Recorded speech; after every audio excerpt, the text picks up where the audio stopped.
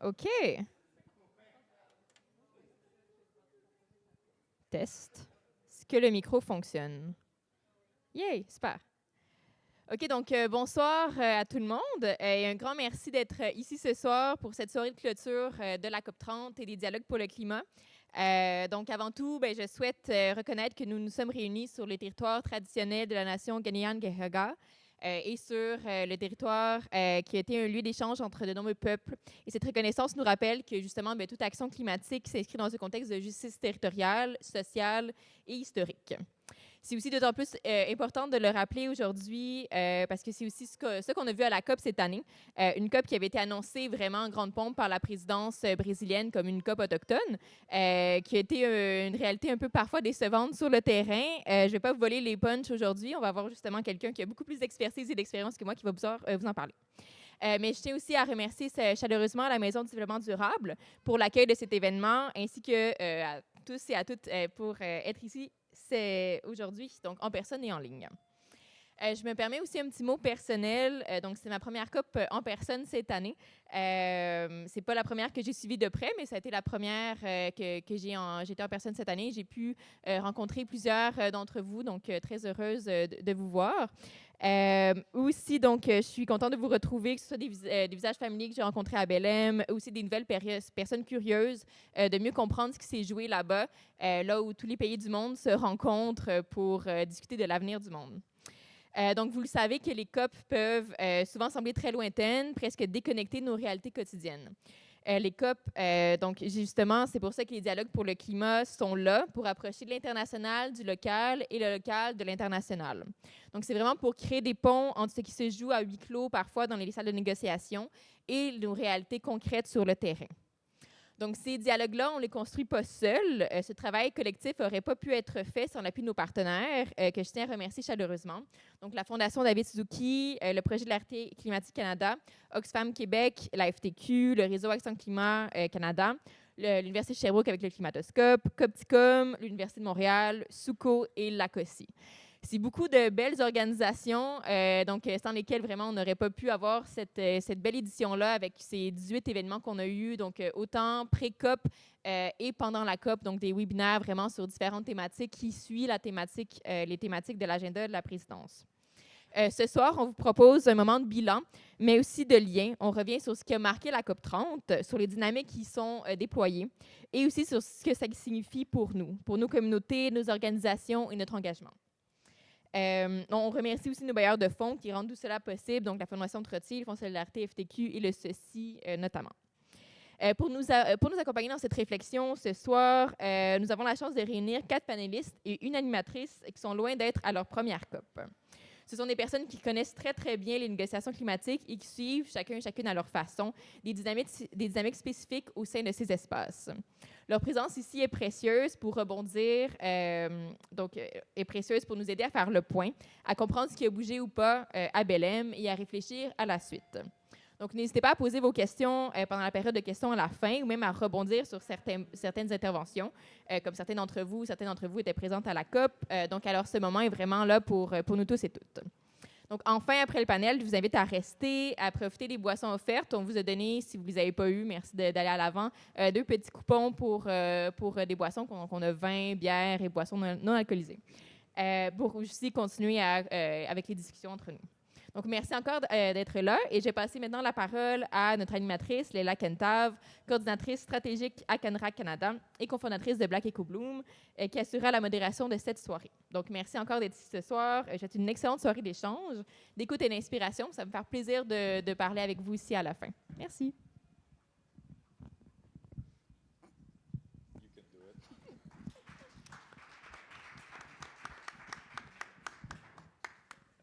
Bon. Merci beaucoup, tout le monde, d'être ici. Merci beaucoup, Elisabeth. Tu as partagé ton petit mot personnel. Je voulais aussi te dire merci et félicitations pour ta première COP à la coordination des dialogues. 18 événements, c'était tout un travail. Merci pour tout ce que tu as fait. Bonsoir, très contente d'être là avec vous aujourd'hui. On a tellement de choses à se raconter. D'ailleurs, Elisabeth, je te fais un petit clin d'œil de me garder à l'affût pour le temps parce que je pense qu'on pourrait, on pourrait parler vraiment longtemps. Pour commencer cette discussion, je pense que c'est bien de comprendre que c'était toute une COP, la COP à Belém. Puis à chaque année, on le dit pour des raisons différentes, mais c'était tout un contexte. On a eu un incendie. Déjà, juste là, je pourrais m'arrêter.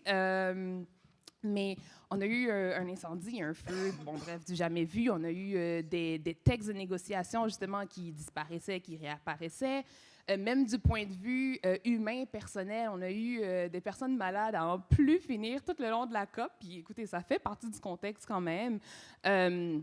On a aussi le contexte des décisions politiques, où est-ce qu'on avait le mutirão, qui se veut justement être une décision collective qui a laissé beaucoup de personnes sur leur faim. Le Canada, pour la première fois, a été pointé du doigt pour la première fois depuis 10 ans, une dizaine d'années, je vous dirais, là, par la communauté internationale. C'était gros. Parallèlement, ici, au Québec et au Canada, il se passait énormément de choses. En plein milieu de la COP, on a des annonces de projets de GNL. C'est quand même très audacieux. Alors, et on pourrait en passer, là, on va tout couvrir aujourd'hui, mais tout ça, c'est rapidement pour vous dire qu'on a beaucoup de choses à discuter et c'est pour ça qu'on est là aujourd'hui, pour avoir cette conversation, pour tout décortiquer, parce qu'il y avait énormément de récits au-delà des négociations, mais il y a beaucoup de récits à raconter qui sont ressortis de la COP 30. Alors, aujourd'hui, on va avoir la conversation. On va commencer par un petit tour de table puis raconter justement autrement ces histoires. On pourrait peut-être commencer rapidement avec nos panélistes une petite courte présentation, puis on pourrait essayer de faire ça différemment aussi en, d'abord nous expliquer ce que vous faisiez à la COP, mais ça serait intéressant de peut-être nous partager un récit, un souvenir ou quelque chose qui s'est passé pendant la COP qui, pour vous, définissait cette COP. Peut-être une image que vous avez eue, une conversation qui a eu lieu. Alors, commencez avec un petit tour de table et un petit récit.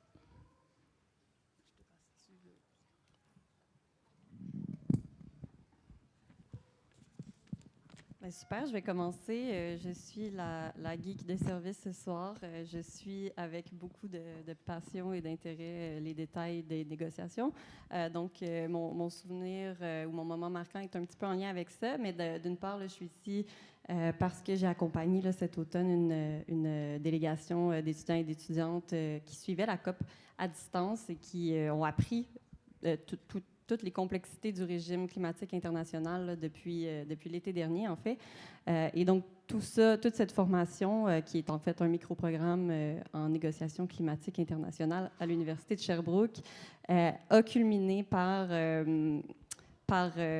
cette COP. Donc, en fait, à la fin des 2 dernières semaines, après plusieurs jours où la présidence a fait preuve de transparence assez limitée sur ce qui se passait par rapport à ce mutirão, cette décision cadre, il y avait enfin une séance de consultation et avec les pays, mais la participation de la société civile était très limitée. En fait, il laissait passer une personne par groupe de la société civile, donc une personne jeune, une personne des ONG, etc.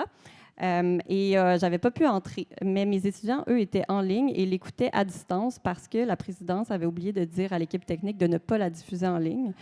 Et donc, eux l'écoutaient et me faisaient le topo pendant que moi, j'essayais d'entrer dans la salle. Et j'avais aussi un collègue chargé de cours avec moi qui était dans la salle. Donc, il y a eu une belle collaboration entre toutes ces personnes pour que je puisse assister autant que possible à cette séance très crunchy de négociation.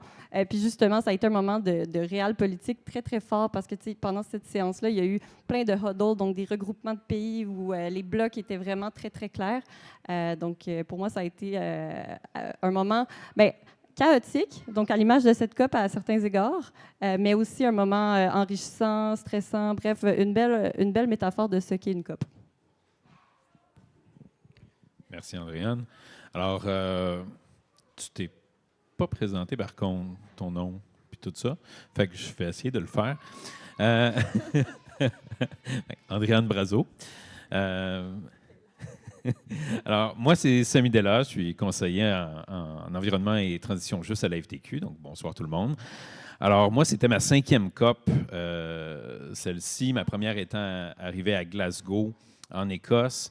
Et quelque chose de spécial au Brésil, c'est, en tout cas, il y a eu plusieurs choses, que ce soit au niveau du logement ou dès les premières journées, il a fallu que j'aide plusieurs délégations, n'est-ce pas, Léla, à trouver du logement décent et pas des espèces de containers très dangereux dans lesquels les gens pouvaient aller dormir.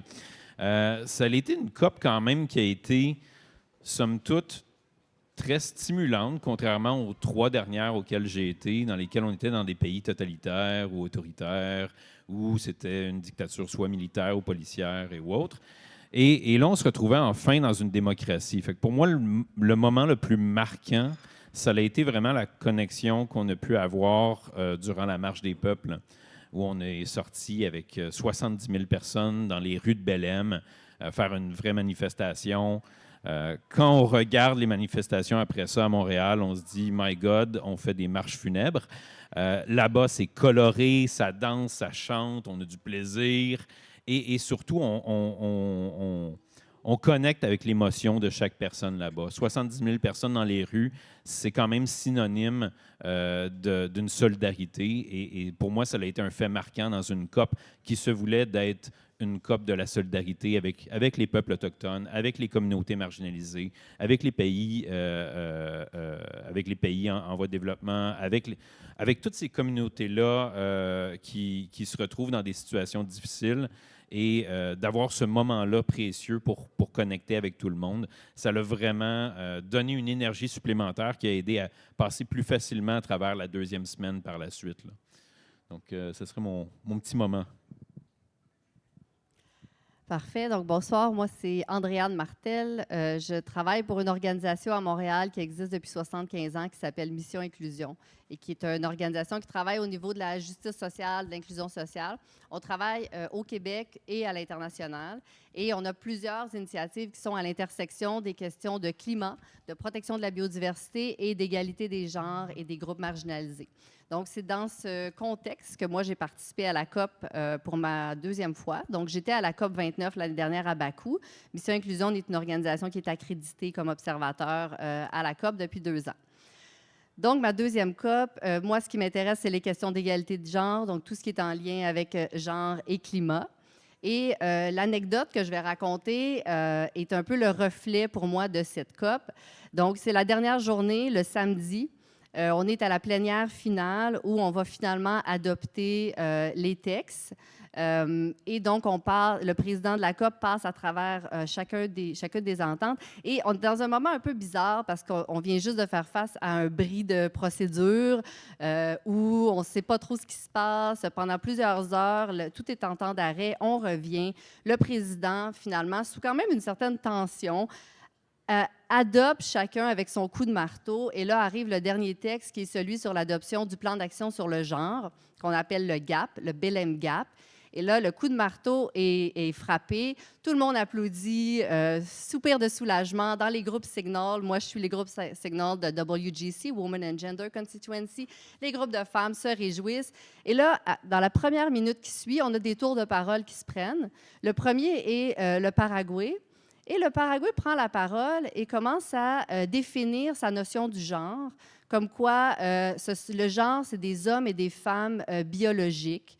Et là, il commence toute sa définition de ce qu'est un homme et une femme. Ensuite, suit la Russie, suit l'Indonésie. Et là, tout un après l'autre, ils nous définissent quel est le genre, que c'est un homme et une femme biologique. Et ils commencent à nous parler de l'institution du mariage et que c'est pas bon pour les enfants quand c'est pas un homme et une femme. Donc, imaginez juste l'absurdité où on vient de terminer une COP, tout le monde est heureux, soulagement.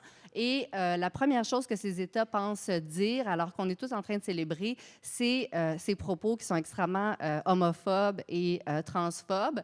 Et c'est vraiment le reflet des discussions qui ont eu lieu pendant toute la COP sur l'égalité de genre.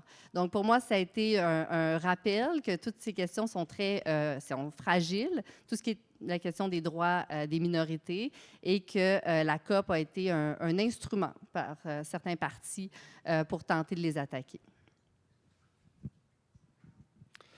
Oui, du Borougueninnon au Temitchek, Nilo Samuel Rainville. Bonjour tout le monde, vraiment content d'être avec vous ce soir, de vous retrouver. Je suis Samuel Inou, membre de la communauté de Pessamit et québécois. Mon père est québécois, ma mère est Inou. Et à temps plein, directeur des relations à l'engagement auprès des premiers peuples à l'Université du Québec à Trois-Rivières. Puis à temps partiel, quand j'ai le temps, je travaille comme militant dans le milieu de l'environnement depuis quand même quelques années. Je pensais que tout le monde m'avait oublié, parce que j'ai déménagé à Trois-Rivières, mais vous m'avez invité, j'étais content. Première COP, c'était en 2021, Glasgow. Je suis allé là un peu sans savoir dans quoi je m'embarquais. D'ailleurs, c'est là qu'on s'était rencontrés. Ben, plusieurs d'entre vous, je vois Colette aussi qui est là, qui a contribué au fait que j'ai pu participer à cette COP-là, puis qui m'a d'ailleurs introduit à l'angle de la défense des droits humains dans le milieu climatique. Et c'est encore aujourd'hui un des angles que je porte le plus chèrement, parce qu'il est intimement lié à l'autre angle que moi je porte, c'est celui de la défense des droits des peuples autochtones, qui sont des angles merveilleux, qui, selon moi, devrait être même prioritaire dans la conversation climatique.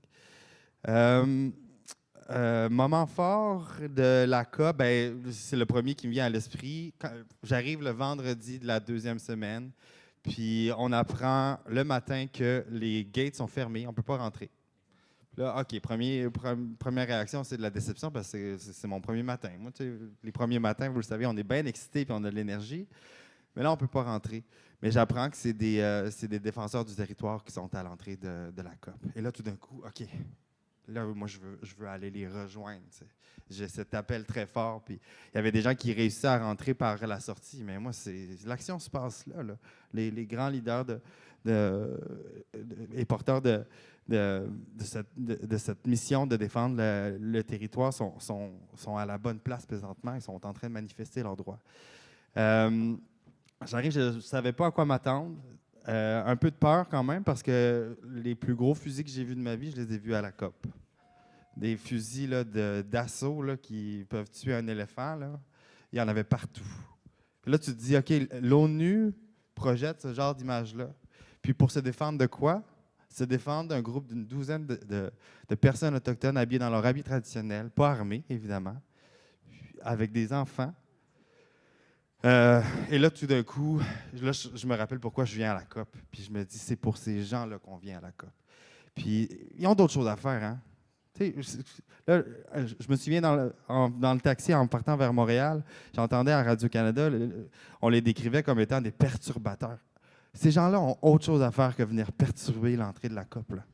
S'ils viennent parce qu'ils ont un message important, puis ils comprennent mieux que quiconque, que n'importe quel expert, pourquoi on doit défendre le territoire, puis notre planète, puis la forêt, puis l'Amazonie. On est en Amazonie, les ports de l'Amazonie. Ça a été mon plus gros moment. Le président de la COP s'est présenté. Je voyais des gens qui avaient leur passe de la COP, qui les encerclaient pour être sûr qu'il n'y a pas un militaire qui allait les toucher. Pour moi, cette image-là, c'est ce qui m'a donné le plus d'espoir pour le futur. Puis j'aspire à ça pour toutes les prochaines COP. Merci beaucoup pour ces anecdotes. J'ai adoré ce tour de table. C'était vraiment déjà très riche.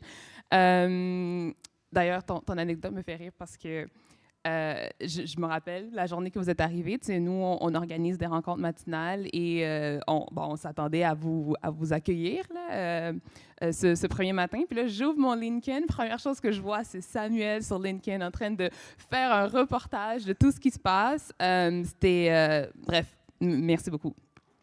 Alors, je pense qu'à travers ces récits, on entend à chaque fois à quel point, en fait, chaque COP a son histoire. Puis c'est un peu comme ça qu'on aimerait commencer.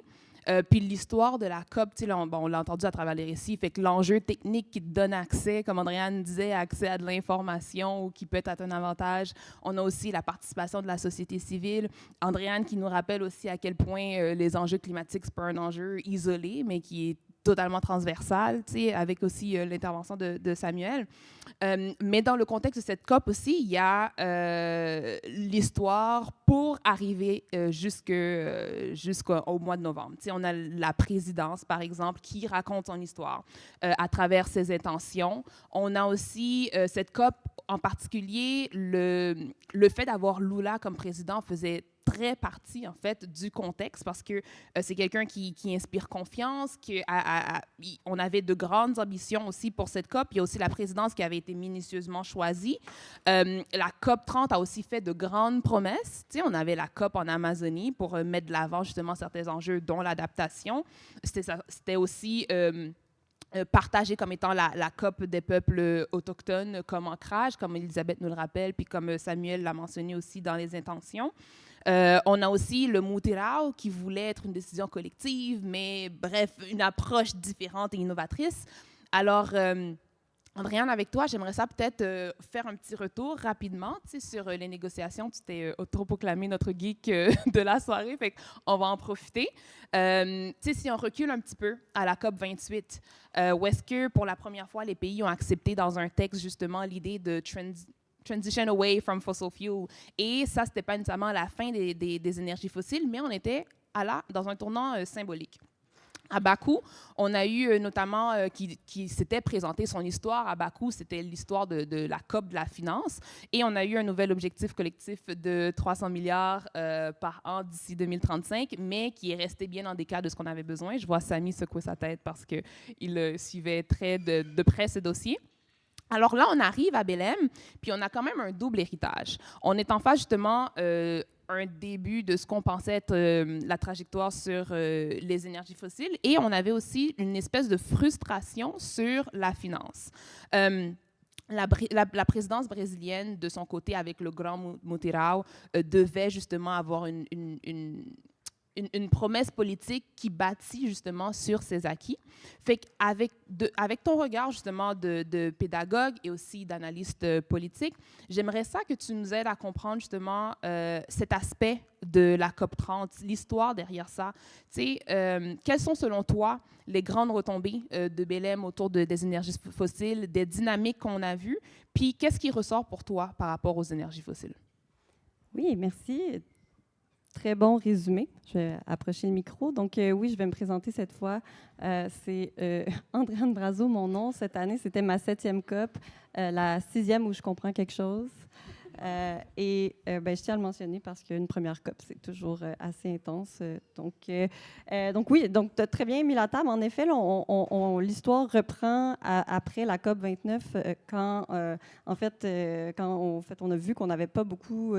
quand les pays du Sud ont pris connaissance du fait que l'accord sur la finance n'était pas à la hauteur et qu'ils allaient devoir, en fait, cette COP-ci, c'était la COP avec laquelle les pays devaient arriver avec plus d'ambition. Donc, tout le monde devait arriver avec des nouveaux engagements pour 2035. Et la COP a commencé avec très peu de pays qui avaient déposé leur CDN. On se rappelle que les États-Unis se sont retirés de l'accord de Paris et on s'attendait donc à une présence à une absence de leur part. Il y avait aussi justement les guerres commerciales, notamment engendrées par l'administration Trump, qui venaient teinter le contexte géopolitique et qui venaient causer un peu certains de ces retards-là au niveau des engagements. À la fin de la COP, où est-ce qu'on en est sur les engagements? Ça a progressé, mais c'est quand même pas à la hauteur. Il y a quand même la présidence qui a fait un travail assez important pour trouver des manières d'accélérer la mise en œuvre de ces plans nationaux-là pour les pays qui l'avaient fait. Par contre, c'est sûr que le nœud de la guerre, comme à chaque COP, c'est la question de la sortie des énergies fossiles. Est-ce qu'on va parler du problème? Est-ce qu'on va le contourner dans les textes? Cette année, malheureusement, la présidence avait l'ambition de continuer sur la victoire de la COP 28, mais ça n'a finalement pas été possible. Le compromis qui a été fait sur cette question-là dans le texte final, dans le Mutirao, la décision cadre, a été de parler du bilan mondial dans lequel on parle de sortir des énergies fossiles. Donc, on a commis une espèce on a comme une couche qui sépare le problème du nouveau texte. Donc, c'est le genre de compromis qu'on voit souvent et c'est ça qui frustre quand on regarde l'évolution des négociations climatiques internationales. Par contre, cette année, ce qui est intéressant, c'est qu'on a vu, on a vu que les pays, en fait, on a vu que les tensions qui perdurent depuis plus de 30 ans là, dans le régime climatique, bien, sont encore très présentes et en fait ont été intensifiées à un point tel que la présidence, quand elle a constaté qu'elle n'arriverait pas à avoir de gains sur la question des énergies fossiles, bien, a tout simplement donné son aval ou endossé, si on veut, la naissance d'une nouvelle voie diplomatique. Donc, on va créer un nouveau truc en parallèle du régime onusien parce que le régime onusien ne parvient pas à aborder la question des énergies fossiles. Donc là, en avril, il va y avoir le tout premier sommet sur la sortie des énergies fossiles. Et à la COP, il y a eu plus de 80 pays, environ 90, qui ont endossé une déclaration pour la sortie des énergies fossiles. Donc, il y en a des bons joueurs, il y en a qui veulent avoir ces discussions-là, mais avec les blocages de plusieurs pays sur cette question-là, bien, c'est un peu la voie de sortie. Donc, en fait, c'est la première fois que dans une COP, on a carrément un aveu d'échec, si on veut, du régime onusien de régler une question en particulier. Parce que là, en endossant cette nouvelle voie diplomatique-là, ben, c'est un peu comme si il venait de dire ça ne fonctionnera pas au sein du régime. Donc, donc c'est un peu la lecture que j'aurais sur la question des énergies fossiles. Est-ce que je m'arrête ici? Oui. C'est comme tu veux. Ben, c'est juste parce que, bon, j'avais d'autres éléments sur... ben, je peux parler un petit peu Bon, on peut, au fur et à mesure, comme élaborer par la suite, comme tu veux, là, si tu... Bien, je vais juste terminer sur le volet sur les États-Unis parce que c'est un élément important de cette COP-ci. Dans le Global Multilateral, qui est la décision cadre, ce qui en ressort, il y a quand même des éléments super intéressants qui sont, à mon sens, carrément, qui font carrément un pied de nez aux États-Unis, là, parce que dans le texte, on vient dire des choses qui sont du jamais vu là, dans un texte dans un texte final. On parle du besoin de renforcer l'intégrité de l'information parce qu'on voit une montée de la désinformation, justement. On vient réaffirmer l'engagement envers l'accord de Paris. Là, on parle de quand même plus de 190 pays qui viennent dire ça. On vient souligner le rôle critique du multilatéralisme. On vient même espérer, ça c'est un verbe qu'on ne voit pas souvent, on espère que l'accord va jouir à nouveau d'une quasi-universalité. Donc on espère que les États-Unis vont revenir, on peut le lire un peu comme ça. Puis on reconnaît que la décarbonation, c'est la voie du futur, ça peut paraître peu significatif, mais dans les faits, d'avoir ça dans un texte après cette COP, c'est quand même pas rien. Donc voilà, je m'arrête ici, mais il y a définitivement d'autres éléments là, dont je pourrais parler sur le côté plus geek des négociations. Merci, Andréane. J'apprécie que tu aies continué, parce que ce que tu as rajouté, c'était super pertinent et très intéressant. Ben dans le fond, quand même, des choses que tu as mentionnées, le contexte est bien, c'est-à-dire qu'on est dans une COP où est-ce que la présidence a les plus belles ambitions, les plus belles intentions, mais on est aussi dans un contexte où les tensions qui existent depuis une trentaine d'années sont toujours là. Une chose que, si on parle de l'histoire de cette COP encore, si on continue sur cette lancée de récits puis des choses qui nous ont été promises d'ambition, il y avait c'est la COP de l'implémentation. On l'a entendu beaucoup. Et l'une des choses sur papier qu'on voulait voir, c'était la transition juste. Alors, Samy, je me tourne vers toi parce que je sais que tu suis justement les négociations de près en ce sens. Et j'aimerais ça que tu nous expliques, est-ce que pour toi, tu sens qu'il y a un moment où est-ce qu'on a vraiment senti que la transition juste allait arriver à ce qu'on promettait, à un minimum, ou peut-être qu'on était juste dans un contexte juste rhétorique, puis tu te dis, encore une fois, on a une promesse qui n'a pas été atteinte? Bien, en fait, je dirais que, somme toute, puis je vais expliquer pourquoi, là, s'il y avait une chose positive que je ferais ressortir, c'est justement l'aspect de la transition juste. Le principe est simple, c'est que la transition juste, ça a été amené depuis l'accord de Paris. Ça a été discuté. Il y a eu un programme de travail qui a été bâti sur ça, le Just Transition Work Program. Ça a été définie et redéfinie par bon nombre de groupes. Les partis ont toutes des définitions un peu différentes de ce qu'est la transition juste. Mais au final, dans les dernières années, ce qu'on se rendait compte, c'est que quand on parlait de ça, quand on osait parler de transition juste, on le faisait vraiment juste en petits caractères, note de bas de page, en annexe. On ne voulait pas vraiment parler nécessairement de ça. Pourquoi? Parce que ça touche les droits humains, ça touche les droits du travail, ça touche toute la notion d'équité, de respect, de dignité. Et ce n'est pas nécessairement des enjeux que tous les pays sont nécessairement à l'aise de discuter. Ils n'ont pas toutes les mêmes notions par rapport à ça. Donc, quand on parle de la transition juste, surtout quand on arrive à la COP 30, à nouveau, comme je l'ai dit d'entrée de jeu, dans une démocratie, dans un endroit où on a le droit, une liberté d'expression, une liberté d'association, où on a des droits humains bien établis, on devait avoir et faire ressortir quelque chose de plus grand que ce qu'on a vu dans les dernières années.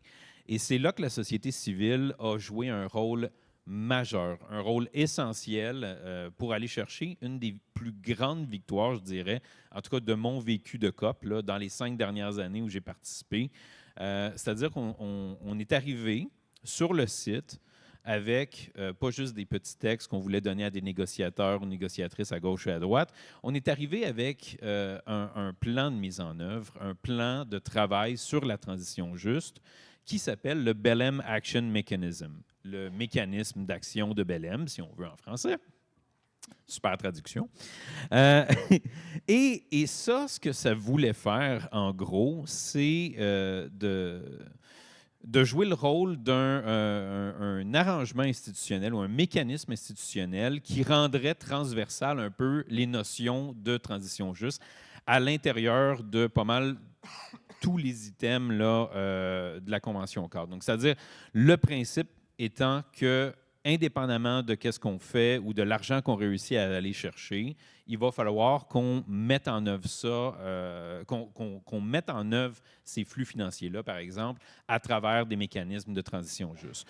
Donc, essentiellement, quand on parle de transition juste, parce que ce n'est pas nécessairement tout le monde qui comprend ça, là, on parle d'un dialogue social. Donc, principalement, on parle d'une écoute entre les partis, pas juste les gouvernements, mais également les communautés, les syndicats, les groupes marginalisés. Et on essaie d'aller chercher une forme de consensus pour justement rendre accessibles les droits de tous et chacun à travers justement la décarbonation. Donc, le Belém Action Mechanism dont je parle, étonnamment, quand on l'a présenté, dans la première semaine, si je ne me trompe pas, c'est en début des négociations, en fait, le G77 et la Chine, qui est un regroupement de beaucoup, beaucoup de pays, de beaucoup, beaucoup de personnes, ils sont allés, ils ont déposé carrément notre document qu'on avait fait en société civile, qu'on avait monté à travers les différentes circonscriptions de la société civile, et on dit, nous, ce plan-là, c'est ça qu'on veut voir établi cette année. Et ça, là, ça paraît anodin peut-être pour certains, mais c'est quelque chose de vraiment, vraiment unique qui n'arrive pas généralement. Tu sais, je veux dire, il y a certains pays, comme par exemple, nous, dans la délégation canadienne, on a certaines entrées auprès des négociateurs, négociatrices canadiennes, et c'est vraiment assez unique, là. On a une écoute, on est capable d'avoir un WhatsApp avec la négociatrice d'un tel, puis de ci, puis de ça, et on est capable de lui donner des textes, puis de dire « Hey, j'aimerais vraiment ça que tu considères ». Là, ce n'est pas ça qu'ils ont fait. Là, ils ont pris notre document, puis ils sont allés voir l'ensemble des pays, puis ils ont dit « Voici ce qu'on veut voir mis en œuvre ». Et là, ça a ouvert la porte à des négociations. Ça a ouvert l'œil direct sur les besoins de la société civile. Et pas juste les besoins des entreprises, pas juste les besoins des gouvernements, mais vraiment des peuples. Et quand un groupe comme ça, surtout avec, mettons, par exemple, la Chine qui devient un leader quand même dans tout ce qui est énergie renouvelable, commence à prendre cette position-là, bien là, ça l'ouvre les oreilles de toutes les parties. Donc, le fait aussi on l'a mentionné, que les États-Unis ne soient pas là, ça l'a changé la dynamique. Parce que là, il y a des pays du Umbrella Group qui étaient regroupés par les États-Unis, le Canada et d'autres. ces pays-là, il n'y avait plus de leader. Ils ne savaient plus trop où se placer. Ils ne savaient plus trop c'était quoi leur rôle à la COP, en quelque sorte. Et ça l'a vraiment laissé la place à du leadership autre, du leadership qui venait des États du Sud, justement. Et c'est de ça qui est née toute l'essence de cette négociation-là sur la transition juste. Et au final, c'est ce qui a donné lieu à, justement, un accord final dans lequel ce mécanisme-là va être mis en œuvre. Là, on va en parler pendant la prochaine année, à la session SB, etc., à Bonn. Mais ultimement, le projet il a été accepté. Il a été accepté dans le consensus du Mutirao. Il a été accepté en tout. Là. Il n'y a pas eu de modification quelconque. Donc, pour la première fois de ma vie de COP, j'ai vu la société civile proposer quelque chose de majeur et le faire accepter par l'ensemble des pays. Fait que, tu sais, autant que, généralement, je n'aime pas dire qu'une COP a été gagnée ou perdue, c'est pas comme ça que ça marche. C'est un processus en continu sur plus de 30 ans. Tu sais. Là, on peut dire que ça, c'est un gros gain majeur pour la société civile. Au même titre que je pouvais vous dire qu'en termes de finances, à Bakou, c'était une pure catastrophe. C'était n'importe quoi. C'est une présidence qui ne savait pas ce qu'elle faisait là, qui ne voulait pas faire le travail et qui ne voulait surtout pas amener une ambition climatique à un autre niveau. Donc, je vais m'arrêter là parce que je pense qu'il y a d'autres choses qui doivent être dites, mais gardez ça en tête, il y a quand même une victoire majeure quand même pour la société civile. Merci beaucoup, Samy. C'était vraiment très riche. J'ai essayé de prendre des notes, puis là, j'ai dû m'arrêter parce que c'était c'était vraiment intéressant. D'ailleurs, je prends le temps pour... Je ne sais pas si vous voyez les photos juste en haut, mais en plus de tout le travail qu'il fait à la COP, notre cher Samy est photographe et prend d'excellentes images des dynamiques qu'on retrouve à la COP et souvent elles font le tour du monde. Par exemple, la première, là, je l'ai vue, je la vois défiler depuis 2 semaines sans arrêt. Alors, merci, Samy, aussi pour ton regard en ce sens. Oui, ben en fait, tu as mentionné le rôle de la société civile dans le BLM Action Mechanism, le BAM, en fait, qu'on l'appelait sur place. Il faut savoir qu'au Réseau Action Climat Canada, là, je pense que ça a été mentionné un petit peu, mais bref, on fait beaucoup de coordination en étant sur place. On accompagne la société civile canadienne dans l'espace de la COP. Et pour ce faire, on a plusieurs stratégies que je ne prendrai pas nécessairement le temps d'élaborer maintenant, mais parmi l'une d'entre elles, c'est d'avoir un objectif commun puis de mettre quelque chose en avant. Et souvent, c'est déterminé avec nos collègues à l'international du Réseau Action Climat international. Comment je pourrais dire ça? L'une de nos priorités cette année, c'était le BLM Action Mechanism, le BAM. Alors, ce que Samy nous présente aujourd'hui comme étant une forme de succès, c'était une avancée quand même majeure, puis on a définitivement dû célébrer ça. Alors, merci beaucoup, Samy, pour cette réflexion. Andréane, j'ai une question sur le plan d'action pour le genre de BLM. Et en fait, juste avant que je te pose ma question, Andréane, je pense que tu sais déjà qu'est-ce que je vais dire. J'espère vraiment qu'on va faire des panels ensemble pour les 30 prochaines années. Comme ça, je peux toujours le dire à quel point tu es inspirante. Mais je dirais, l'année dernière ou 2 ans de ça, Andréane est arrivée avec la priorité, justement, d'avoir le genre comme enjeu à suivre dans les négociations. Et comme je vous l'ai dit, on fait de la coordination avec la société civile. Et c'est un angle que je trouve que personnellement, qui manquait ou qui avait vraiment quelqu'un qui portait ce dossier. Andréane est arrivée, elle a tout déchiré. Elle était comme, moi, c'est mon dossier. Puis depuis, je vois, en courtoyant plus de nos 180, 200 organisations membres, je vois justement comme quel impact qu'elle a eu à porter ce message en faisant un dossier prioritaire dans les espaces de négociation. Alors, maintenant, ma question, parce que je pense que tu es bien placé pour pouvoir répondre, c'est que justement, à cette COP, on a vu que le plan d'action pour le genre de BLM a été adopté. Et sur papier, en fait, c'est une nouvelle feuille de route pour intégrer justement la justice de genre dans l'action climatique. Mais derrière ça, comme je le mentionne, que ce soit à travers les différents groupes, tu as parlé du Women Gender Group tout à l'heure. Il y a plusieurs années, là, genre de bataille, et c'était pas juste un thème parmi tant d'autres, mais ça devient potentiellement un levier structurant. Alors, j'aimerais savoir de ton impression, en fait, sur cet enjeu de genre et comment tu vois, de quelle manière est-ce que tu vois que le BLM Gap, de la manière que ça a été formulé, comment tu vois que ça pourrait avoir un impact sur notre travail ou comment ça fait avancer les discussions autour des négociations climatiques, cette adoption? Merci, Leila. Merci pour tout ça. D'abord, si tu me permets, je vais juste prendre un pas de recul parce qu'il y a beaucoup de personnes qui se questionnent, peut-être que ce n'est pas le cas ici, sur pourquoi on parle des questions d'égalité de genre à la COP. Pourquoi est-ce que c'est pertinent de parler des questions d'égalité de genre à la COP? Donc, j'aimerais juste prendre ce pas de recul et dire, on le sait, les changements climatiques, on n'est pas tous égaux face aux impacts des changements climatiques. Les changements climatiques atteignent certaines populations de façon différente. On sait, par exemple, que les communautés côtières, on sait que les populations qui vivent dans les petits États insulaires sont davantage impactées par les changements climatiques, mais on sait désormais que certains groupes, comme les femmes, comme les populations autochtones, comme les personnes en situation de handicap, subissent davantage les impacts des changements climatiques et que les discriminations qu'ils vivent au quotidien sont exacerbées dans les contextes de crise climatique. Pour les femmes, par exemple, on sait, c'est maintenant documenté, que les femmes vivent davantage de violences conjugales en crise climatique, qu'elles ont davantage de violences basées sur le genre. Donc, c'est pourquoi c'est important de se questionner sur les questions d'égalité de genre et de s'assurer que tous les groupes soient représentés aux tables de négociation lorsqu'il y a des décisions à prendre sur les changements climatiques, sur l'adaptation puis la réponse aux changements climatiques.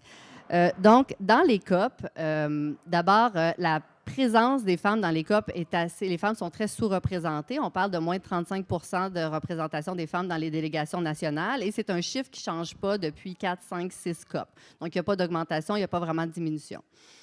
Dans les COP, il y a donc ce programme de travail qui se concentre sur l'égalité de genre pour assurer que ces questions soient transversales à travers tous les textes et négociations de la Convention.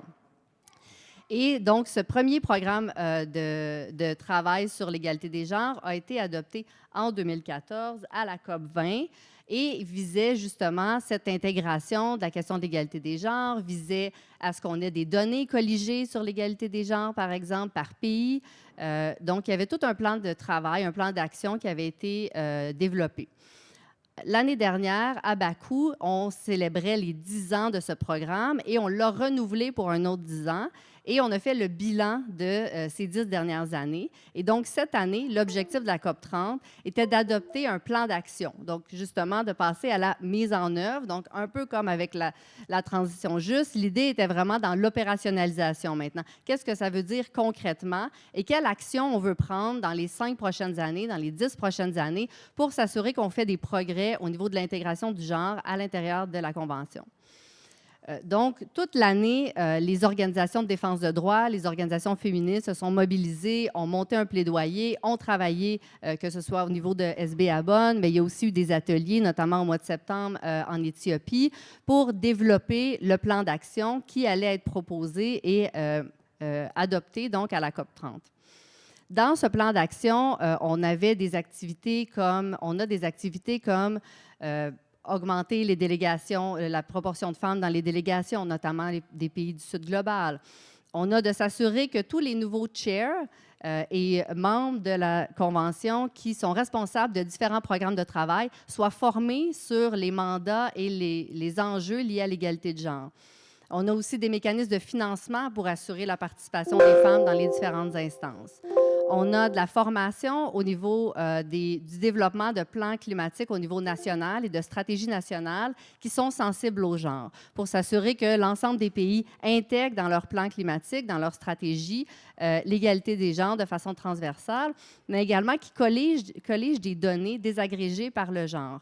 Donc, c'est toute une série d'actions et d'activités qui sont inclus dans le plan. Et c'est un plan qui a été adopté cette année, un peu in extremis, parce que, tout comme l'année dernière, dans le cadre des négociations, on a assisté à vraiment un accaparement des débats par certains partis que je considère des partis conservateurs. Donc, c'était assez absurde d'être assis dans cette négociation où on parlait du plan d'action pour comment augmenter la participation des femmes, des groupes, des populations autochtones. Et on avait certains États, l'Iran, la Russie, l'Argentine, le Paraguay en particulier, qui échangeaient entre eux sur qu'est-ce que voulait dire le genre.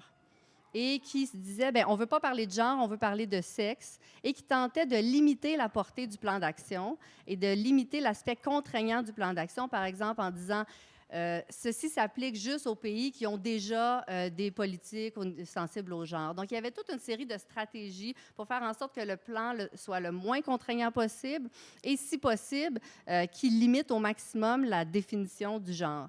Donc, c'est là qu'est entrée toute la question des footnotes qui ont fait un débat cette année. Donc, chaque État qui est contre une vision du genre qui serait inclusive d'une diversité sexuelle et de genre ont commencé à demander à ce qu'on ajoute une note de bas de page où ils allaient mettre leur propre définition selon leur pays de ce que voulait dire le genre. Et là, on a passé une semaine entière de négociations à ajouter des notes de bas de page.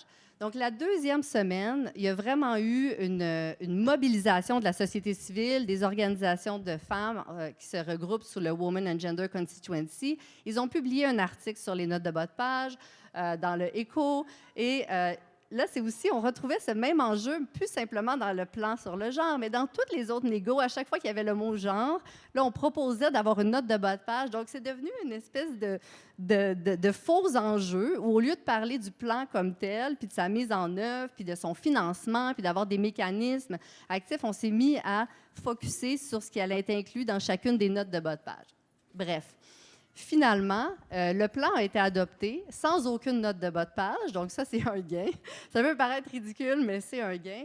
Et globalement, le plan d'action a été adopté et non seulement il n'a pas reculé sur les questions de genre, mais ils ont intégré dans le vocabulaire des notions comme, par exemple, de prendre en compte les impacts des changements climatiques sur les femmes afrodescendantes, sur les femmes en situation de handicap, sur les femmes défenseurs de l'environnement.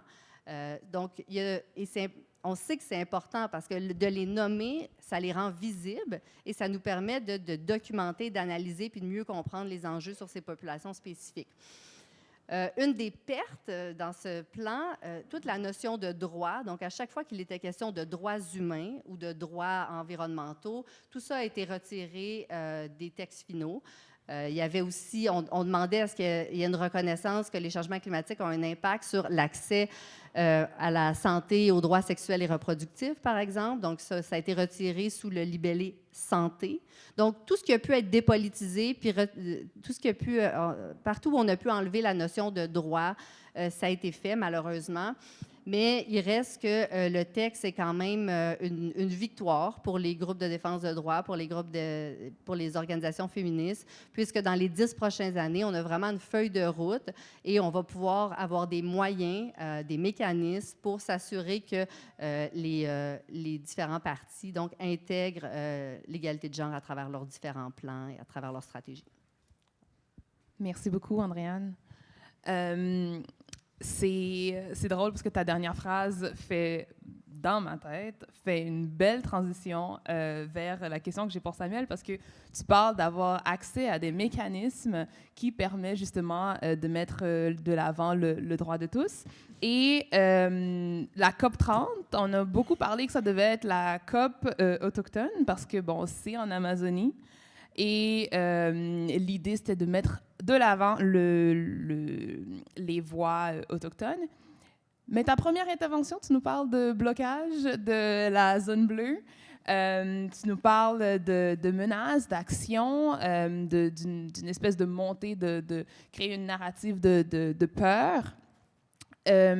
Et des décisions, justement, qui continuent de se prendre dans des salles où est-ce que, ben, comme par rapport à ton récit, les peuples autochtones n'ont pas nécessairement décidé. Et j'aimerais ça, en fait, que tu nous dises un peu les vraies choses de ta perspective, à savoir, est-ce que pour toi, cette COP a le mérite d'avoir l'étiquette de la COP qui met de l'avant les peuples autochtones, ou peut-être, à l'inverse, tu remarques certaines limites? Ça, c'est ma question. Mais je rajouterais peut-être un petit segue pour tes réflexions, où est-ce que à l'extérieur de l'espace de la zone bleue, on avait aussi le Sommet des peuples, qui avait une toute autre vision, puis avait tout un autre objectif, qui voulait en fait mettre de l'avant certaines voix qui n'étaient pas nécessairement dans la zone bleue. Alors voilà, pour toi, tes réflexions. Dis-nous les vraies choses. Les vraies choses. Ben, d'abord, j'aurais tellement voulu que ce soit la COP des peuples autochtones.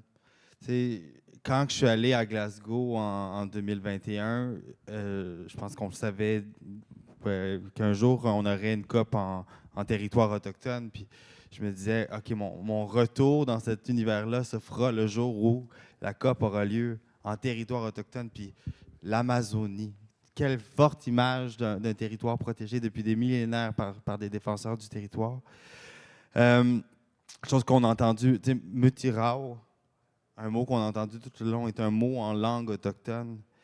Et les leaders des nations autochtones ont dit, c'est pas un plan qui est à la hauteur de son nom. Puis ça, on commence à la connaître, la chanson. Hein? Puis tu veux que je dise les vraies affaires, je vais nommer quelque chose. Est-ce qu'on est encore en train de reproduire un rapport de colonisation dans ces négociations à l'ONU? Moi, c'est ce que je me pose tout le temps comme question. Parce qu'encore, puis d'ailleurs, j'ai remarqué quand même un gain. Là, on peut moi, je suis un éternel optimiste, fait que je suis sorti quand même content de tout ça, mais là, tu m'as demandé de dire les vraies affaires. Tu sais, à Glasgow, on commençait à parler des droits des peuples autochtones. Puis dans le protocolaire onusien, on commençait à avoir des ouvertures par des aînés de différents peuples autochtones du monde. J'étais fier de voir ça, tu sais, en 2021. Puis là, aujourd'hui, en 2025, il n'y a pas aucun activiste sur le climat qui nommera pas la phrase « l'importance de défendre les droits des peuples autochtones », l'importance de défendre les droits territoriaux des peuples autochtones. Fait que ça, je le vois comme un gain. Mais sur la pointe de tarte, dans le temps de discussion, on parle d'un petit pourcentage. Les gens le disent. Les gens disent Mutirao, un mot autochtone, puis ils ne savent même pas que c'est un mot en langue autochtone. Donc, on la connaît, la chanson. Puis, moi, quand je m'en vais dans ces lieux-là, quand on est autochtone, on a appris la patience, puis on a appris la prudence.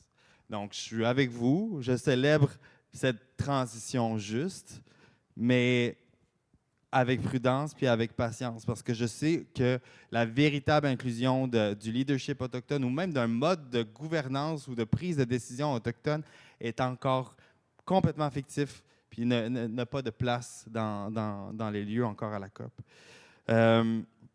Tu parles un peu de ce qui se passe à l'extérieur des murs. Tu sais, ce que je décris, je l'ai entendu, c'est pas du chaos. C'est pas comme, oh mon Dieu, il y a une désorganisation. Non, non. C'est le reflet réel de ce qui se passe sur notre planète Terre. Quand les peuples autochtones font la manifestation de leurs droits, ils se font tuer.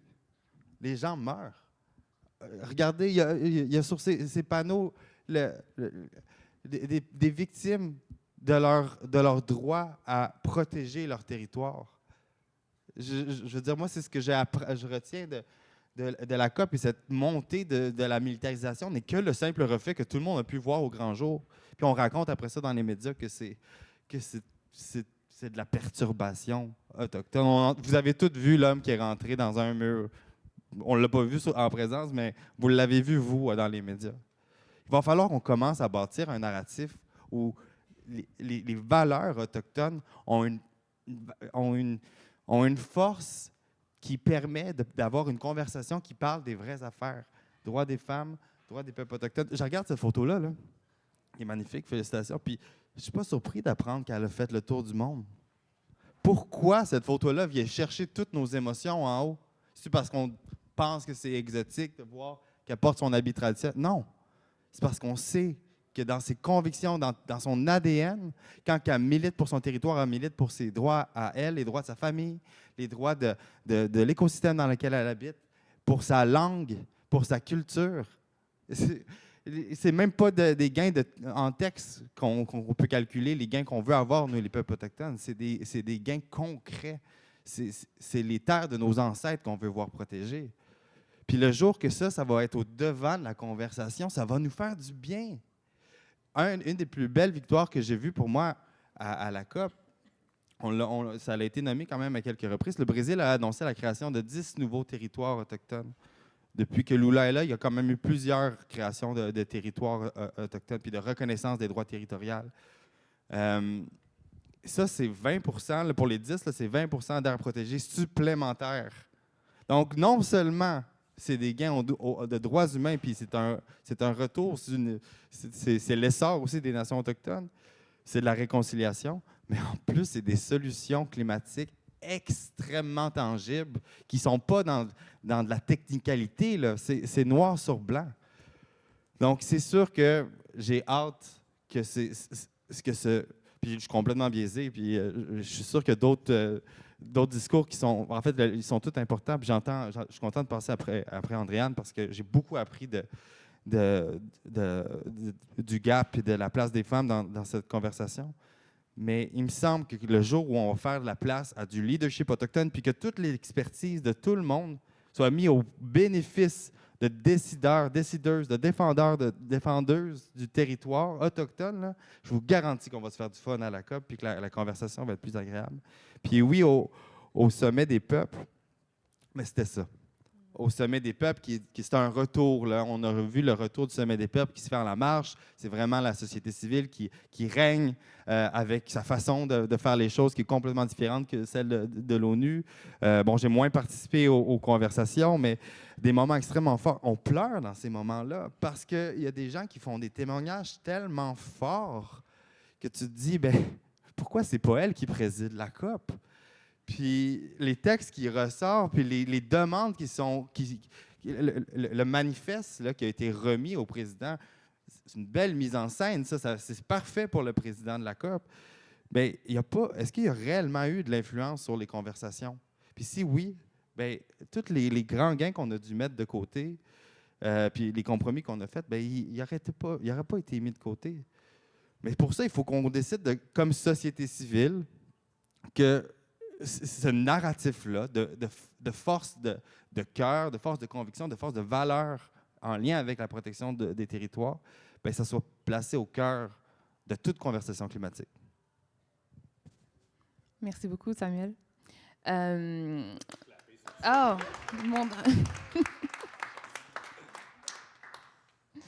Merci beaucoup aussi pour les claps. Oui, ben en fait, tu as parlé de beaucoup de choses. Il y a Elisabeth qui me fait signe. Est-ce qu'on a le temps pour... Short? OK, on y va short. Mais parce que tu as parlé de beaucoup de tensions, puis je veux rapidement poser une question là-dessus, parce que vous étiez là, vous étiez sur place, vous étiez dans les coulisses des négociations. Et je veux parler des tensions qui existent nord-sud dans l'espace onusien, qu'on a beaucoup, qui est en montée depuis plusieurs années, quoique ça a toujours été là, on connaît le contexte, je ne vais pas commencer à faire un cours d'histoire, mais on le ressent de plus en plus, surtout, par exemple, après la fracture de ce qui s'est passé l'année dernière par rapport à la finance. Puis, tu sais, Samuel, par exemple, tu parlais de gains concrets. Tu sais, sans gains concrets, ça crée de la frustration. Puis, pour avoir des gains concrets, surtout, par exemple, pour les pays du Sud global, il nous faut du financement, il nous faut des fonds, etc. Alors, de votre perspective, est-ce que vous sentez que le texte du Mutirao a réussi à peut-être apaiser les tensions nord-sud ou ce manque de confiance qu'on peut ressentir? Et concrètement, ça bloque quoi pour la suite? La prochaine COP, les plans climatiques des pays, l'engagement des communautés? J'aimerais beaucoup vous entendre là-dessus.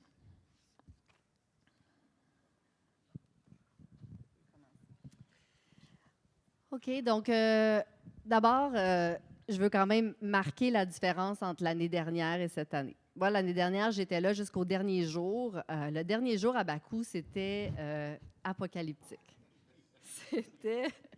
C'était le chaos. Il y avait tellement de colère accumulée. Donc, je rappelle le contexte, c'est la COP de la finance climatique. Les pays du Sud global ont identifié à 1 300 milliards les besoins et les pays du Nord proposent 300 milliards. Donc là, le gap, il est immense. Les pays du Sud sont en colère légitime, parce que pour eux, c'est une question de survie. Je pense, entre autres, j'ai encore les mots qui résonnent du représentant de Eosis, des petits États insulaires, où il dit « Nous, on repart chez nous, et qu'est-ce qu'on dit à notre population qui est en train de se noyer dans le... » C'était vraiment viscéral, ces dernières heures-là de la COP l'année dernière. Puis on sentait le fossé plus grand que jamais entre les pays du Nord puis du Sud global. Cette année, moi, ce n'est pas ce que j'ai ressenti. Oui, les demandes étaient encore... Je pense que les demandes au niveau financier n'ont pas été remplies. Mais au-delà du chiffre, il y avait beaucoup d'autres demandes des pays du Sud, que ce soit que le financement soit en subvention plutôt qu'en prêt, que le financement vienne du public, qu'on mobilise donc des financements publics au lieu de mobiliser des fonds privés, que le financement soit accessible aux petites organisations, aux organisations locales, aux organisations de femmes, aux groupes autochtones. Donc, il y avait toute une série de demandes qui étaient davantage au niveau de l'accès, de la prévisibilité, que ce soit des financements pluriannuels. Donc, bref, il y avait plus que juste le chiffre. Et cette année, je trouve qu'un des exemples de cette tension-là, c'est jouer autour des enjeux d'adaptation. Ce que demandaient les pays les moins développés, avec l'appui du groupe africain, avec l'appui des petits États insulaires et de certains pays d'Amérique latine, c'était de tripler le financement pour l'adaptation d'ici 2030. Et que ce soit des subventions et non des prêts, et que ça vienne de financement public. Et tout ça basé, là, peut-être je le rappelle, sur la responsabilité historique des pays du Nord et donc la responsabilité commune mais différenciée des pays. Bref, je reviens donc à l'adaptation. C'est ce qu'on demandait, de tripler le financement d'ici 2030 des subventions. Au final, on s'est entendu pour tripler le financement, mais d'ici 2035, et donc sans engagement que ce soit des subventions et que ça vienne de financement public. Donc, c'est sûr que ça a laissé une impression d'opportunité manquée. Et ce que publiait le G77 plus Chine, donc qui représente quand même 134 pays, dont la très grande majorité considérée dans le Sud global, c'est que tout ce qui est le mécanisme du fonds d'adaptation, on n'est pas arrivé à une entente qui soit acceptable et satisfaisante pour les pays du G77. Donc ça, c'est une ligne de tension qui, à mon avis, demeure. Mais je veux quand même souligner, pour terminer sur une note plus positive, ce que Samy a mentionné tantôt, soit l'appui des G77, donc encore une fois, 134 pays du Sud, sur le mécanisme de la transition juste. Donc cette alliance-là, société civile, groupes syndicaux avec des pays du Sud, qui montre qu'on peut travailler ensemble pour des objectifs communs dans un cas comme celui-là. Bien, je voudrais juste rajouter peut-être un élément moi, que j'ai trouvé marquant aussi, c'est, puis je suis tout à fait d'accord avec la vision qu'Andréane amène, mais c'est qu'on a vu aussi à la fin, quand justement ils ont accepté les textes, on a vu qu'il y avait une division claire qui était due au fait aussi où que le mécanisme décisionnel de la COP en soi est problématique. Le travail qui est fait pour trouver le consensus semble être un mécanisme qui est de moins en moins viable dans les circonstances. Et il y a eu beaucoup de discussions à travers la COP sur justement ce qu'on appelle le UNFCCC Reform, donc la CNUC, la réforme des processus décisionnels de la CNUC, étant la Convention cadre. Et ça, j'ai trouvé ça intéressant parce que justement, ça pourrait éviter d'exacerber les tensions quand vient le moment, justement, de rendre la décision finale. Et je pense que c'est toi, Andréane, qui en avait parlé en début, en intro, qui disait qu'il y avait eu des problèmes procéduraux lors de la décision finale. En fait, en gros, pour ceux qui ne le savent pas, la seconde que le président a frappé son marteau, c'est réglé. On passe à l'autre item. On ne peut pas revenir en arrière. On peut noter dans le procès verbal comme quoi on était plus ou moins d'accord, mais sans plus. Mais là, il y a eu des points d'ordre qui ont été faits pour amener des objections franches et elles n'ont pas été écoutées.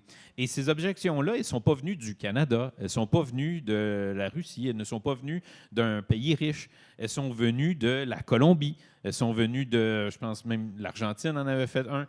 Et tout ça a été mis de côté. Et quand le président est revenu, il a dit, écoutez, Je suis d'accord que vous aviez fait une objection. Par contre, je suis vieux et fatigué, donc je m'en excuse, mais on va continuer avec la décision qu'on vient de prendre.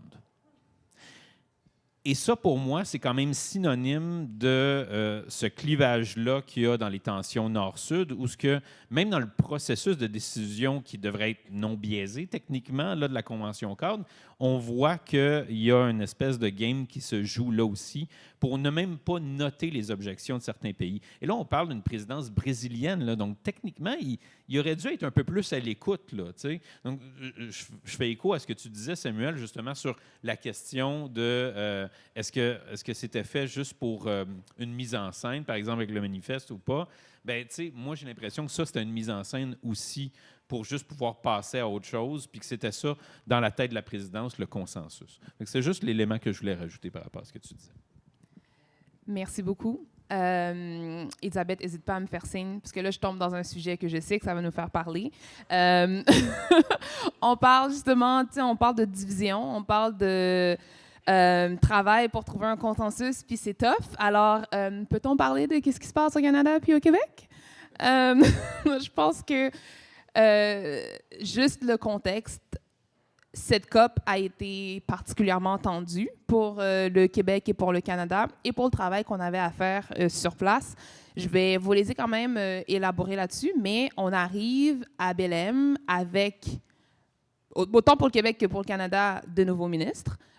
Tous deux ont leur ton puis démontrent leur expertise à leur manière. Ici, au Québec, bon, le ministre ne s'est pas pointé à la COP, mais aux côtés du premier ministre, ne s'empêchait pas de passer des commentaires puis d'envoyer des signaux quand même inquiétants de recul climatique.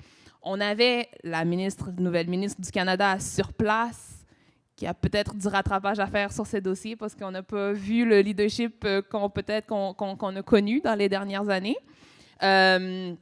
En plein milieu de la COP, on a des annonces de GNL, comme je racontais tout à l'heure, que, comme j'ai dit, c'était quand même très culotté, en plein milieu de la COP. Fait que nous, on est sur place, on essaie de faire ce travail, fait que ça crée des tensions définitivement autour de ça. Fait que pour tout le monde qui était là, qu'est-ce que vous diriez de la participation du Canada et du Québec à la COP? Je tiens à souligner que le Québec avait une délégation aussi sur place, c'est-à-dire que le Canada et le Québec ont différents rôles. Le Canada en étant un pays à la table de négociation, le Québec en étant très participatif dans les espaces de multilatéralisme, négociations climatiques, etc., de différentes manières, y participe pour différentes raisons. Mais j'aimerais vous entendre, dans tout ce contexte, qu'est-ce que vous avez pensé justement de la participation du Québec et du Canada cette année à la COP? Bien, je peux commencer et vous rebondirez avec plaisir. En fait, ça ne sera pas très long. Il y a peu à dire cette année parce qu'ils n'ont pas fait grand-chose. Donc, en fait, j'avais noté dans mes petites notes le mot « underwhelming » comme présence pour le résumer. Donc, d'une part, commençons avec... En fait, on peut dire que le Canada, habituellement, aime disons, sous le gouvernement Trudeau, je vais dire, avait une posture qui s'approche de l'hypocrisie, là, où il joue un rôle de champion sur la scène internationale, mais ne fait pas ce qu'il faut aller chez lui. Cette année, il n'a pas été hypocrite, il a été très, très intègre. Donc, il n'a rien poussé, il a été très, très discret à la COP, tout en annonçant un projet de GNL. Ce qui lui a valu le prix fossile du jour, donc le meilleur à être le pire, pour lequel Canrac a fait un excellent travail.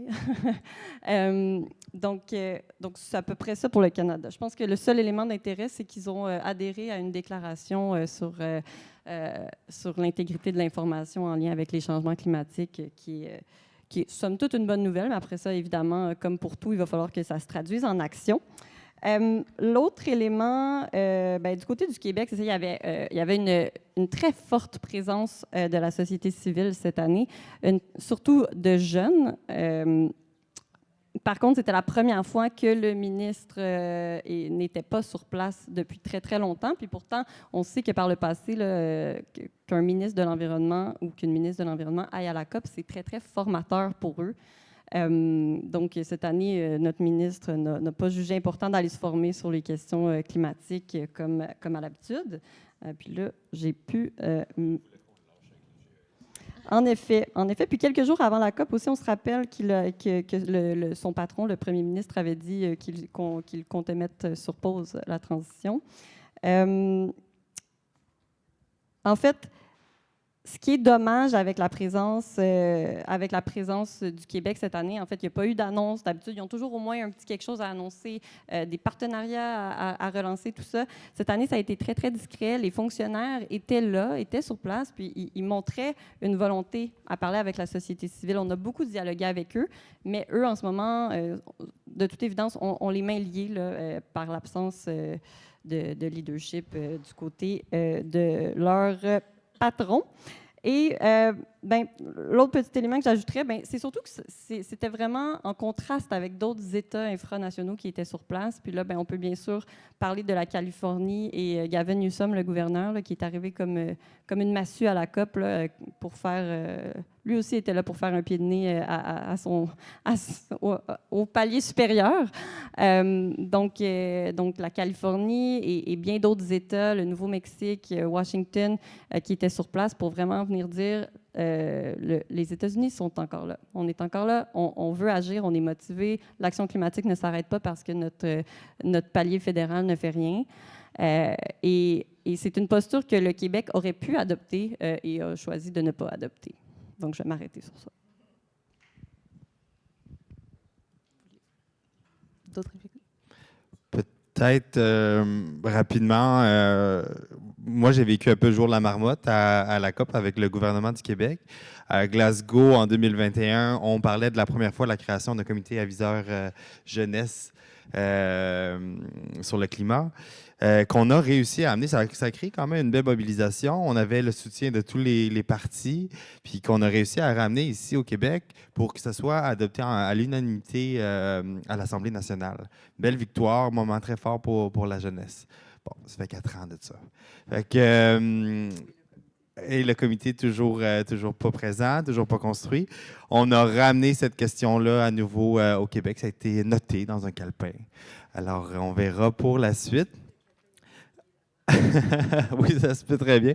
Peut-être je vous amène ailleurs. Puis moi, c'est ce que je retiens le plus, c'est il s'en passe des choses présentement. Là, on parle de GNL, puis il y a un sous-entendu que ça passerait en territoire inou. Là. Je veux dire, le combat est loin d'être terminé, puis je sais très bien que les membres de ma nation vont être mobilisés prochainement à se battre, encore une fois, pour défendre pas juste nos droits, mais les droits de tout le monde, puis les droits de notre territoire.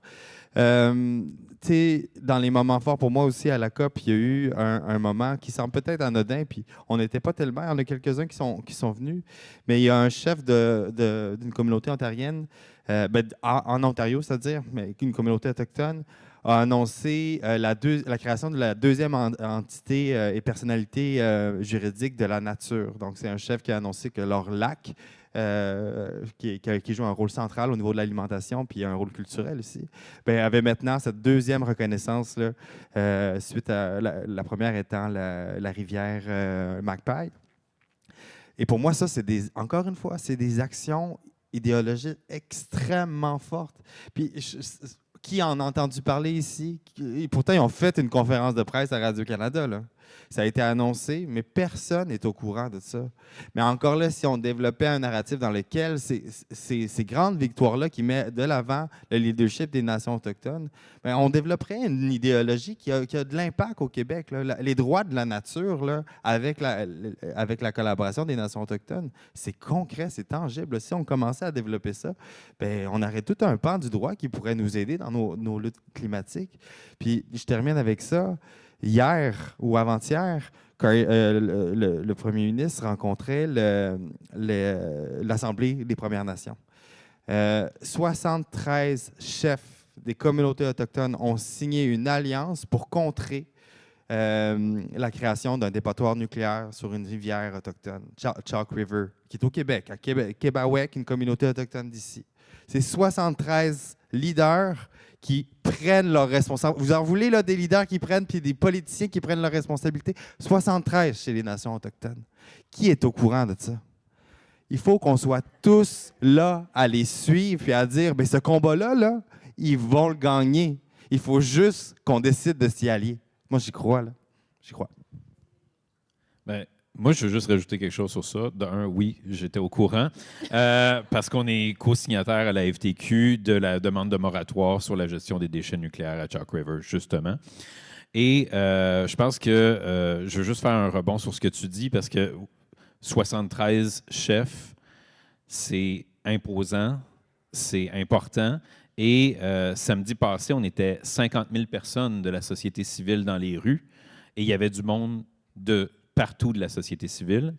Et je pense qu'il faut faire cet amalgame-là des luttes pour que, justement, on soit capable de bloquer des gestes comme ça. Et donc, là, on a fait des premières étapes, et cette bataille-là, elle date de quand même un petit bout, le Chalk River, c'est pas d'hier. Et donc, il faut vraiment continuer d'avoir ce dialogue-là entre nous autres pour être capable de se mobiliser, comme on l'a fait samedi, comme ça a été fait à la conférence de presse pour le moratoire, comme ça a été fait par les 73 chefs qui ont signé cette lettre-là. Il faut vraiment, vraiment conserver cette essence-là d'une société civile qui est capable de se mettre en action et de prendre des actions concrètes, comme tu le dis, d'être dans la rue et de la prendre, cette rue-là, parce qu'on est dans des gouvernements en ce moment qui ont un refus complet de dialogue social. On a un gouvernement provincial qui ne veut pas parler avec nous autres, qui ne veut pas nous consulter. On a un gouvernement national qui ne veut même pas reconnaître réellement que les peuples autochtones sont des nations à part entière. Et ça, on le veut aussi au Brésil. On les garde comme société civile. On ne veut même pas reconnaître que c'est des gouvernements à part entière. Fait que je pense qu'on a cet effort-là conscient de garder une collectivité entre nous. Merci beaucoup pour ces deux interventions. Ben, en fait, je pense que tout le monde a parlé. Merci. En fait, j'aimerais ça nous amener vers peut-être la fin de cette conversation avec une espèce de bilan, conclusion. Samy qui nous fait déjà des petits call to action subtils à prendre la rue, etc. Mais j'aimerais ça que, juste revenir sur vos interventions, que vous nous fassiez un bilan et nous dire c'est quoi la suite et les prochaines étapes que vous avez identifiées pour vous. Et en fait, Samuel, j'aimerais ça commencer avec toi. Je pense qu'à chaque fois qu'on se rencontre dans l'espace de la COP, tu parles à quel point il y a des enjeux systémiques, justement, pour la participation de ta communauté et tu trouves toujours tu identifies une panoplie d'opportunités. Alors, j'aimerais ça que tu lances le bal, puis après, j'inviterai les autres à nous partager eux aussi leurs prochaines étapes et leur bilan pour cette COP. Bien, je pense que celle qui me vient spontanément à l'esprit, c'est simplement de vous tenir au courant de c'est quoi les luttes qui sont menées par les organisations autochtones, par les gouvernements autochtones. Il y en a plusieurs. Puis je pourrais en énumérer quelques-unes, je l'ai fait. Mais il faut vraiment mettre le temps. Puis il faut bâtir des relations avec les organisations autochtones. Moi, je suis fasciné d'être encore un des rares jeunes autochtones à avoir cette chance. Puis je remercie la COSI qui m'a envoyé. Puis on était 3 d'ailleurs, autochtones. J'ai croisé une autre Innu qui était dans une autre délégation. Fait que je pense qu'on commence à voir l'importance d'amener des jeunes qui se forment. On est là pour se former, nous, d'abord et avant tout. Mais le leadership autochtone doit être encore présent. Puis ça, c'est à vous qui travaillez dans des organisations de bâtir des alliances avec des partenaires autochtones. Puis ça, ça se fait pas là, en appelant la semaine prochaine la PNQL, puis on va construire. Non, non. Présentez-vous aux événements régulièrement. À un moment donné, vous allez commencer à développer de l'affinité, puis vous allez commencer à bâtir des liens forts avec des personnes autochtones. Puis ça va être à travers ces relations-là que vous allez comprendre, comment notre société est structurée à nous, puis quelles sont nos valeurs, puis comment on défend le territoire. Mais vous allez aussi comprendre sur quoi on a le goût de s'allier pour travailler ensemble.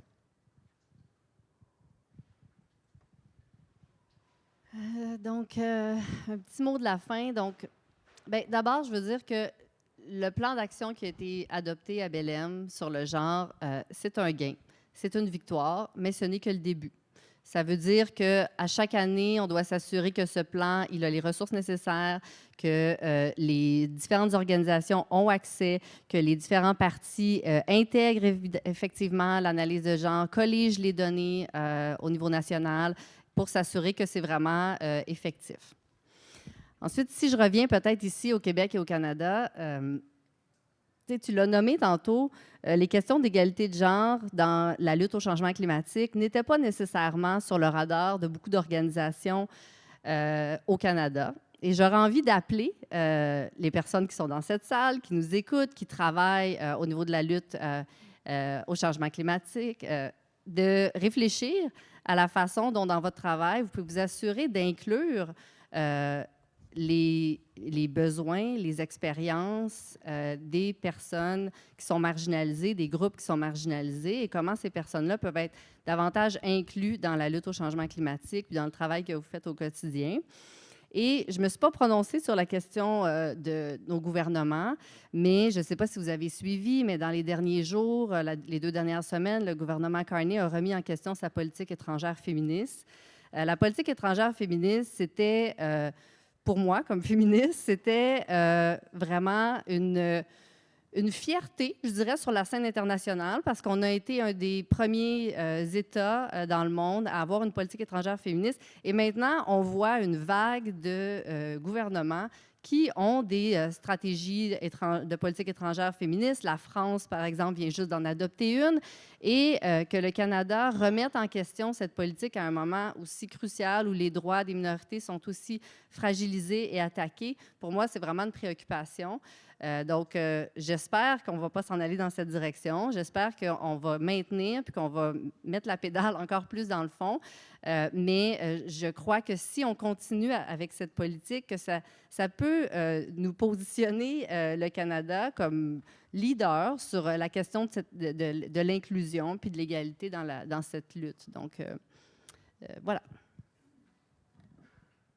Moi, je vais essayer d'être bref parce que j'ai déjà parlé avec mon petit call to action, puis je veux laisser une chance à Andréane également. Mais moi, je vous dirais, pour la prochaine année, là, surtout pour nous à la FTQ, une des choses les plus importantes, ça va être vraiment au niveau local de faire des changements de gouvernement, par exemple. Donc, je vous invite à vous mobiliser ouvertement pour qu'en octobre 2026, il y ait un véritable changement et pas juste un changement où on s'en va pour avoir la même chose, mais juste un vrai changement. Donc, j'invite tout le monde à définir ce changement-là comme vous le voulez dans votre esprit. Mais je pense qu'on doit se mobiliser. Ce qu'on a réussi à bâtir dans les derniers mois avec la mobilisation de samedi dernier, je pense qu'il ne faut pas laisser mourir ça et il faut continuer de se parler et de se former entre nous pour que le moment venu où on peut passer à l'action, on soit prêt à le faire. Donc, moi, ça serait ça le plan pour la prochaine année. Bon, il a volé quelques-unes de mes idées, mais c'est pas grave. Moi, je veux juste nommer la richesse de ce qu'on a ici, là, milieu environnemental, milieu autochtone, représentation femmes et genres, syndicats, milieu académique. C'est ça qu'il faut. C'est vraiment ça. Donc, c'est vraiment un super panel pour ça.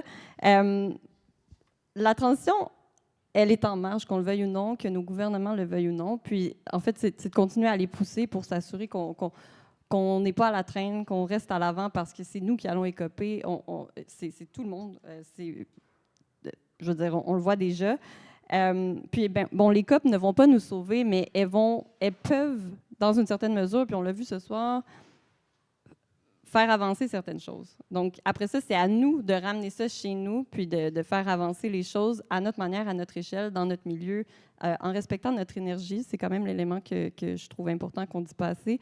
Mais peu importe notre milieu, même si on n'est pas dans le milieu environnemental en soi, on peut changer les choses à notre échelle, que ce soit en faisant avancer la justice, en réduisant les inégalités, en augmentant la parité. C'est toutes des choses qu'on peut faire si on veut. Donc, continuons aussi à poser des questions, à tenir toutes les personnes en position de pouvoir redevables et responsables par rapport à leurs décisions. Puis, en avant-dernier, je vais dire qu'effectivement, chaque fois que vous avez la chance de voter, faites-le. C'est le conseil que je donne à chaque fois, mais vraiment, je vais terminer avec quelque chose qui est très d'actualité.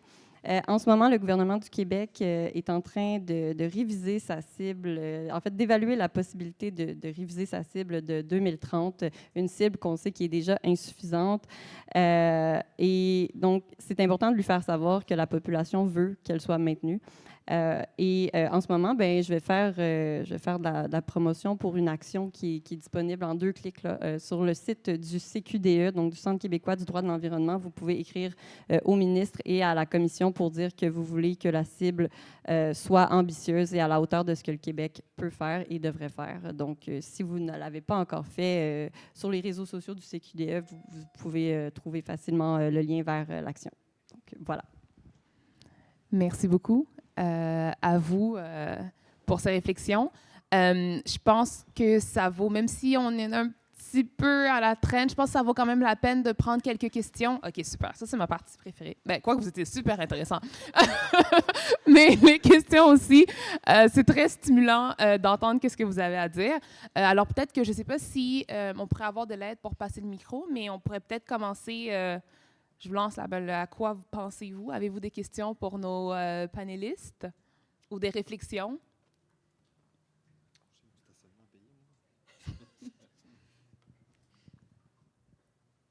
Je vais briser la glace. Ouais, non. Merci, on Ça apprécie. marche? Non? OK.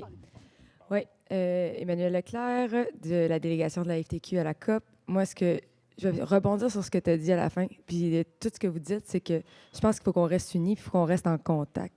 Puis les batailles de un, c'est les batailles des autres. Il faut qu'on les tienne tous à bras-le-corps. Les syndicats, on a transporté la transition juste quand ça a marché. Bien, je vais le dire, là, c'est quand tout le monde s'y est mis. Fait que, puis c'est la même chose pour... Je pense que les syndicats, s'ils s'y mettaient sur les Women and Gender, peut-être qu'on y arriverait. Puis si on aidait, si les Autochtones embarquaient dans nos batailles, c'est un peu ça, c'est de dire, il n'y en a pas juste une pour chacun. La bataille, c'est que tout le monde devrait faire la même bataille, puis on y arriverait. Donc, ça serait ça mon bilan. Moi, c'était ma première COP, j'étais emballée, mais c'est de le faire ensemble. Il ne faut pas chacun être de son bord dans sa table de négo. Il faut toutes les partager. Je n'ai pas de questions. Vous êtes très bons. Merci. Merci beaucoup pour ta réflexion, puis félicitations d'avoir survécu à ta première COP. Bonjour, moi c'est Olivier. Je suis avec l'Institut international du développement durable. Donc, je travaille beaucoup sur les enjeux de la transition énergétique, mais surtout sur les hydrocarbures.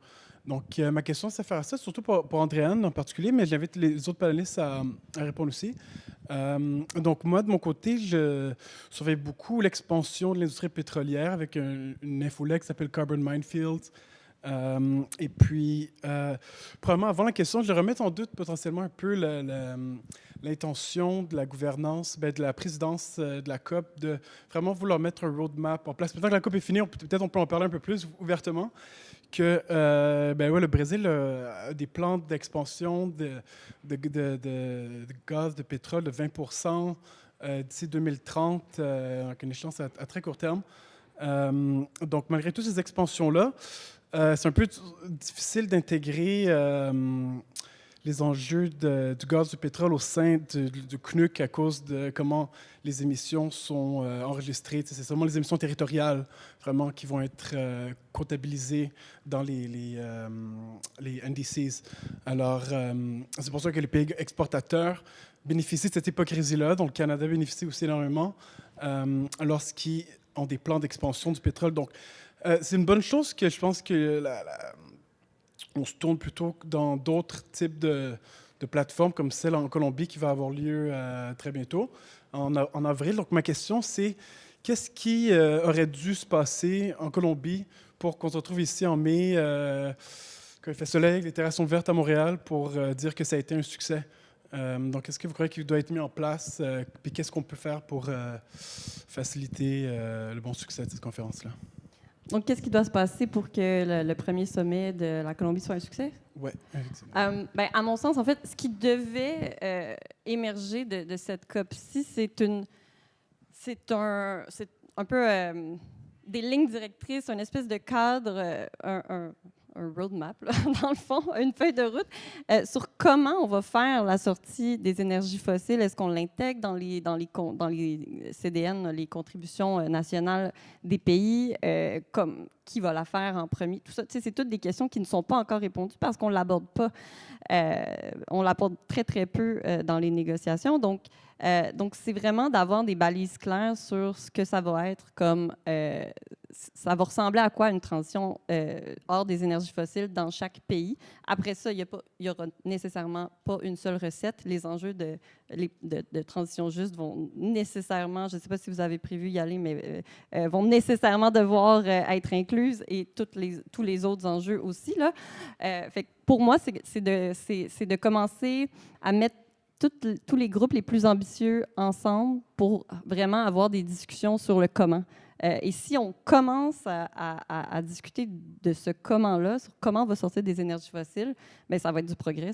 Ça serait déjà du progrès par rapport à ce qu'on voit en ce moment dans l'espace onusien, dans mon sens.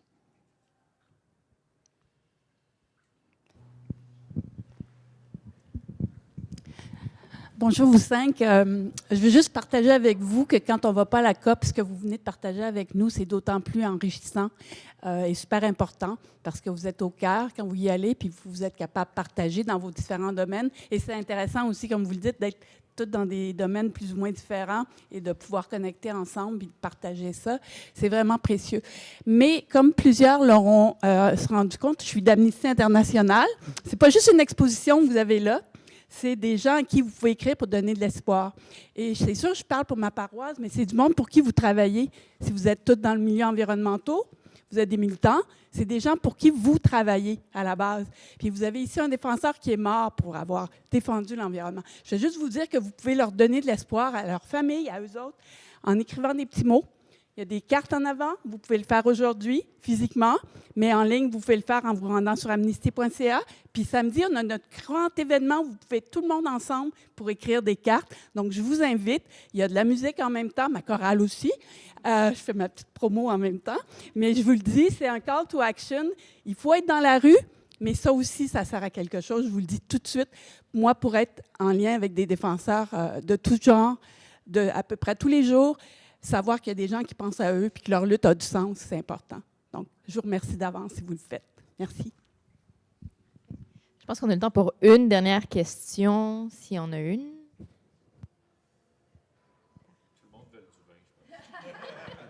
Super, bien ça, donc...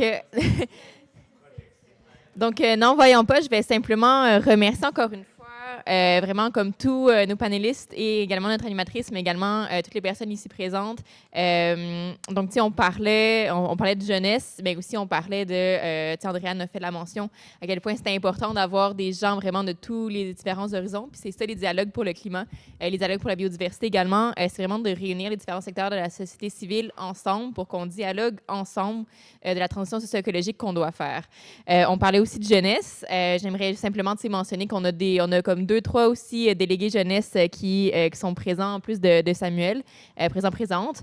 Donc, ça va être vraiment super aussi. Donc, c'est pour ça que je vous réinvite à rester un peu pour les verres que vous avez gratuitement ici pour continuer le dialogue et les discussions.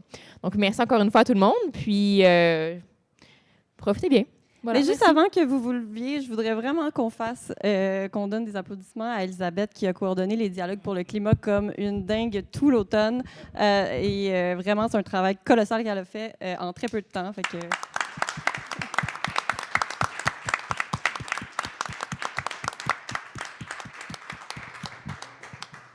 Ben merci, mais sur ce, je vous invite à le vin.